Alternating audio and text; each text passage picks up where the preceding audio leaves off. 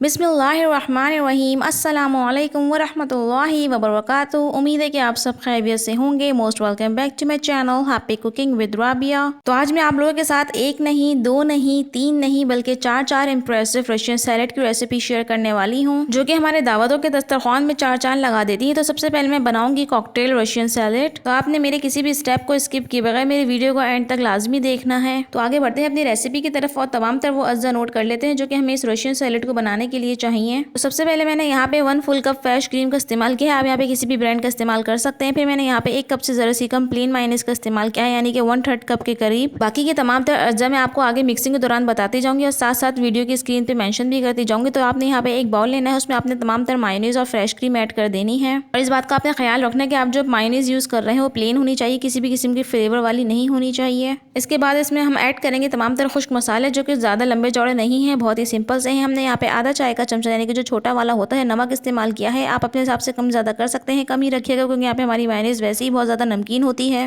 फिर आधा चाय का चमचा मैंने यहाँ पे सफेद मिर्चों का इस्तेमाल किया है, जिसे हम उर्दू में दखनी मिर्च भी कहते हैं। देन आधा चाय का चमचा हमने यहाँ पे काली पिसी मिर्च का इस्तेमाल किया है। इसके बाद हमने यहाँ पे 4 खाने के बड़े चमचे पाउडर शुगर का इस्तेमाल किया है, यानी कि सफेद चीनी जो पिसी हुई होती है। तमाम तरह अज्जा को अच्छे से मिक्स कर लेने के बाद आपने इसी क्रीमी टेक्सचर को फ्रिज में रख देना है ताकि अच्छे से ठंडा हो सके। इतने हम बाकी के तमाम तरह फ्रूट्स और वेजी को मिक्स कर लेते हैं। यहाँ पे मैंने 2 अदद सेब का इस्तेमाल किया है, मैंने इसे बिल्कुल एंड में ऐड करना है। तो सबसे पहले आपने एक बॉल लेना है, उसमें आपने 1 कप भर के अंगूर शामिल कर देने हैं। अगर अंगूर का मौसम नहीं है, सर्दियां हैं, तो आप यहाँ पे अनार का भी इस्तेमाल कर सकते हैं। फिर मैंने यहाँ पे 1 कप भर के उबले हुए आलू ऐड करे हैं। आपने अपने आलू को 100% तक उबालना नहीं है, बल्कि आपने बस 85% तक उबालना है ताकि उसमें जरा सी सख्ती बाकी हो। फिर आपने यहाँ पे 1 कप भर के गाजर ऐड करनी है। आपने गाजरों को भी इसी तरह बॉईल करना है कि वो जरा सी सख्त हो। आपने बस टाइम देख के 3 से 4 मिनट के लिए बॉईल करना है आलू और गाजरों को। देन इसके बाद मैंने यहाँ पे 1 कप भर के कॉकटेल का इस्तेमाल किया है। ये आपको आराम से किसी भी मार्ट वगैरह से मिल जाते हैं। देन इसके बाद मैंने यहाँ पे 1/4 कप के करीब खुशक किशमिश का इस्तेमाल किया है। इसको मैंने अच्छी तरह से धो के खुशक कर लिया था। फिर मैंने यहाँ पे 1/4 कप के करीब बादाम का इस्तेमाल किया है, जिसे मैंने रफली चॉप करके रखा हुआ था। तमाम तरह अज्जा इसमें शामिल कर दी है। अब बारी आती है सेब को चॉप करके इसमें ऐड करने की। तो यहाँ पे मैंने छिलकों के साथ चॉप किया है। अगर आप चाहें तो इसका छिलका उतार के भी इसे चॉप करके इसमें शामिल कर सकते हैं। आपने भी सेब को एंड में ही ऐड करना है क्योंकि इसमें आयरन वाफिर मिकदार में होता है, तो ये फौरन काले पड़ जाते हैं। तो आपने इसे एंड में ऐड कर देना है। तमाम अज्जा को अपने अच्छे से मिक्स कर लेना है। फिर आपने क्रीम ऐड करनी है जो कि हमने फ्रिज में रखी हुई थी।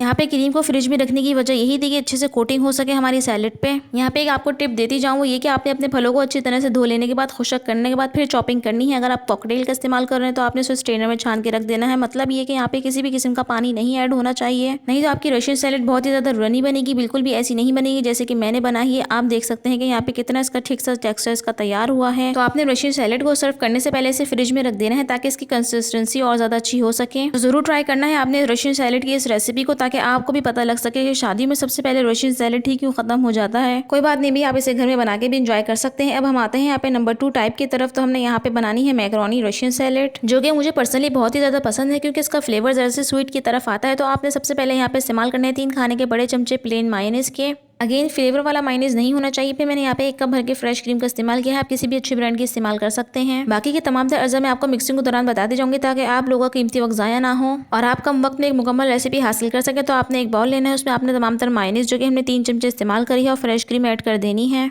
यहाँ पे रशियन सैलेड बनाते हुए आपने प्लेन मायोनीज और फ्रेश क्रीम की रेशियो का ख्याल रखना है। मेजरमेंट्स आपकी बिल्कुल परफेक्ट होनी चाहिए। फिर हमने यहाँ पे 1 खाने का चमचा भर के लेमन जूस का इस्तेमाल किया है। देन आधा चाय का चमचा छोटा वाला हमने यहाँ पे नमक का इस्तेमाल किया है। यहाँ पे टीस्पून से मुराद छोटा चाय का चमचा होता है। तो हमने यहाँ पे 1.25 चमचा हमने यहाँ पे सफेद मिर्च का इस्तेमाल किया है और 1.25 चमचा ही हमने यहाँ पे काली मिर्च का इस्तेमाल किया है। देन इसके बाद हमने यहाँ पे 4 खाने के बड़े चमचे जो कि टेबल स्पून कहलाते हैं, हमने यहाँ पे पाउडर शुगर का इस्तेमाल किया है, यानी कि सफेद चीनी पीसी हुई। अच्छे से तमाम तरह अज्जा को मिक्स कर लेने के बाद आपने इस बैटर को फ्रिज में रख देना है ताकि ये अच्छे से ठंडा हो सके। जब तक ये क्रीमी बैटर ठंडा होगा इतने हम बाकी की तमाम तरह तैयारियां कर लेते हैं। तो आपने यहाँ पे बड़े साइज का बाउल लेना है ताकि आप इसमें अच्छे से मिक्सिंग कर सकें। तो मैंने यहाँ पे 1.5 कप एल्बो शेप में उबली हुई मैक्रोनी ली है। देन इसे मैंने ऐड किए उबले हुए आलू जो कि मैंने 85% तक उबाल लिए थे। यहाँ पे मैंने 1 कप से जरा से कम ऐड किया है, यानी कि 1/3 कप के करीब। फिर मैंने यहाँ पे 1 कप भर के फ्रूट कॉकटेल का इस्तेमाल किया जिसे मैंने अच्छी तरह से छान के रखा हुआ था। देन फिर मैंने यहाँ पे 1/4 कप ही उबली हुई गाजर ऐड करी है जिन्हें मैंने 85% तक बॉईल कर लिया था। फिर मैंने यहाँ पे 1 कप भर के बंद गोभी का इस्तेमाल किया है जिसे मैंने दरमियानी साइज में चॉप कर लिया है। ना ही ज्यादा बारीक रखना है, ना ही ज्यादा ज़्यादा मोटा रखना है। यहाँ पे तमाम तर अज़ा को आपने अच्छे से मिक्स कर लेना है। फिर आपने यहाँ पे क्रीमी बैटर इसमें ऐड कर देना है, जो कि हमने फ्रिज में ठंडा करने के लिए रखा हुआ था। यहाँ पे क्रीम ऐड कर देने के बाद अगेन आपने अच्छे से मिक्सिंग करनी है, ताकि हमारी यहाँ पे अच्छे से कोटिंग हो सके रशियन सैलेड पे। तो आप यहाँ पे देख सकते हैं कि हमारे रशियन सैलेड की जो टेक्सचर है बिल्कुल भी रनी नहीं है। आपने भी रशियन सैलेड को सर्व करने से पहले लाजमी से फ्रिज में रख देना है, ताकि इसकी कंसिस्टेंसी मजीद बेहतर हो सके। तो जरूर ट्राई कीजिएगा मैकरोनी रशियन सैलेड की उस रेसिपी का। उसका फीडबैक मुझे कमेंट सेक्शन बॉक्स में आके जरूर दीजिएगा। तो अब बढ़ते हैं टाइप 3 की तरफ, जिसे हम पास्ता चीज रशियन सैलेड कहते हैं। बड़ा ही यूनिक फ्लेवर होता है इसका बाकी के तमाम रशियन सैलेड के मुकाबले में। तो हमने यहाँ पे पैनी पास्ता ले लिया है, 1 कप के करीब बॉईल किया हुआ। बाकी के तमाम तरह आपको मिक्सिंग के दौरान बताती जाऊंगी। तो सबसे पहले आपने एक बड़ा बाउल लेना है, उसमें आपने 3 खाने के बड़े चमचे यानी कि table spoon fresh cream add करनी है। देन इसके बाद आपने यहाँ पे 1.5 खाने के बड़े चमचे प्लेन मायोनेज का इस्तेमाल करना है। यहाँ पे आपने क्रीम और मायोनेज की रेशो का ख्याल रखना है। फिर हमने यहाँ पे क्रीम चीज का इस्तेमाल किया है, 2 खाने के बड़े चमचे। यहाँ पे आप किसी भी ब्रांड का इस्तेमाल कर सकते हैं। अगर आप क्रीम चीज ऐड नहीं करना चाहते तो आप यहाँ पे सॉल्टेड बटर का भी इस्तेमाल कर सकते हैं। फिर हमने यहाँ पे 1/4 चमचे के करीब सफेद मिर्च का इस्तेमाल किया है।